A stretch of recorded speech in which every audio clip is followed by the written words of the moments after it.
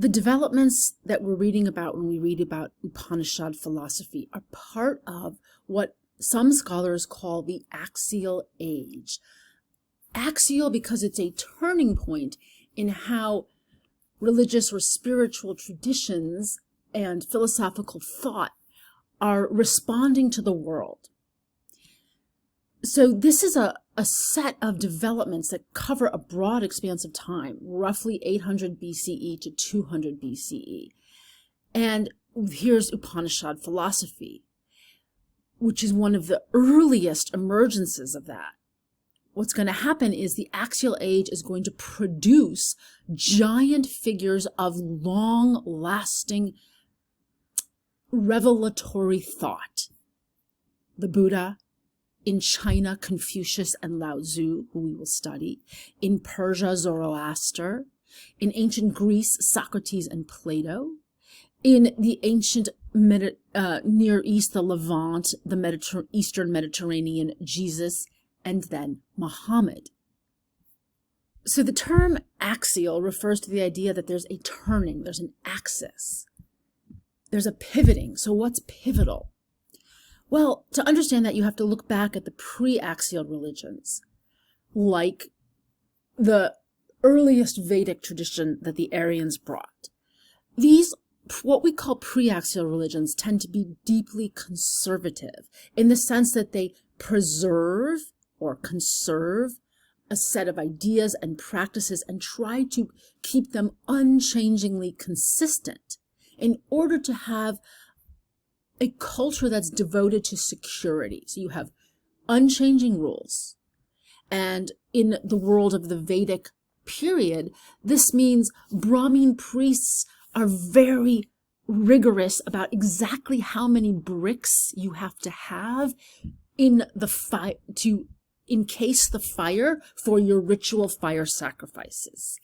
And that the fire sacrifice is a mark of pre-axial religions being devoted to external rites, to offerings to the gods or goddesses, in which, so for instance, in ancient Greece, you might have your statue to Athena and you provide a garment, a wool garment for her. You provide rich oils and perfumes in order to appease her and keep her benevolent patronage.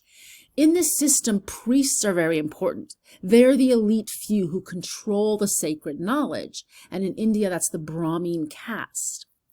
What changes in the Axial Age is you start to get challenge and questions asked about those traditional ideas.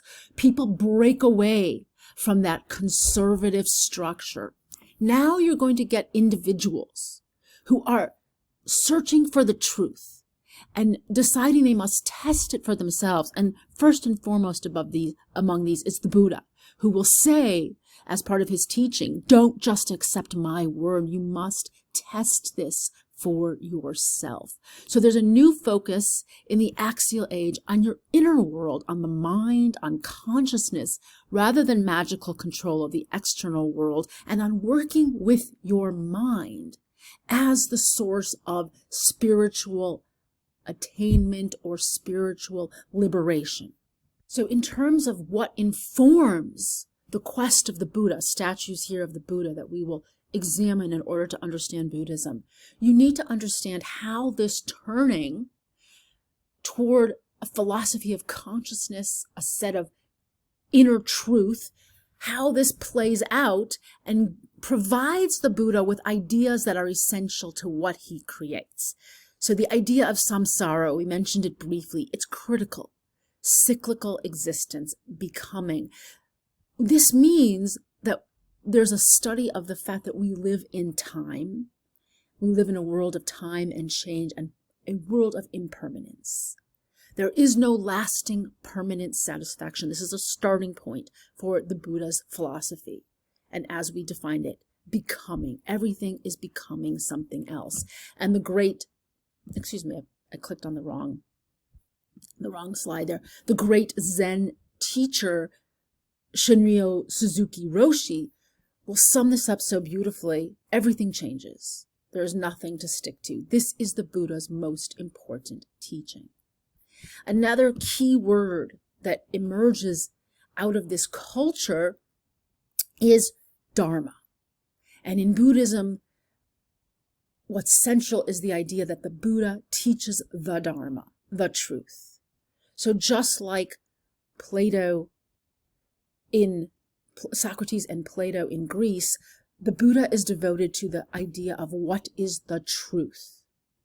And that is related to what is the way to live given how things are, and what is the path to liberation. Another possible translation of Dharma is responsibility or the laws of life.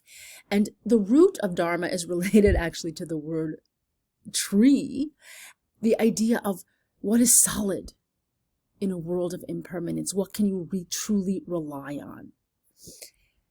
And another key term in Buddhism coming out of this culture is karma. So we often use karma in the West in a simple-minded way as sort of, well, you're going to get so that's going to come back to bite you in the butt.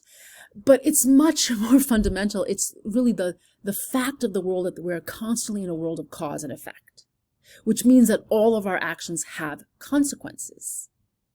And this statement from the Buddha resonates throughout the Buddhist teaching. The person I am today is based on all that I have been and done.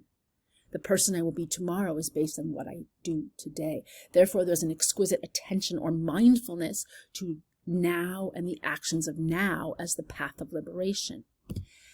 And then the term Nirvana, which some of us may know as a grunge band from Seattle in the 90s, they appropriated the word Nirvana, but this is actually a sacred and critical term in Buddhism. It means literally liberation. It doesn't actually mean the perfect paradise place or something like heaven in the sense of the Abrahamic traditions in the West. It means liberation from samsara. So it means ultimate peaceful well-being, no longer being caught in that process of cyclical change.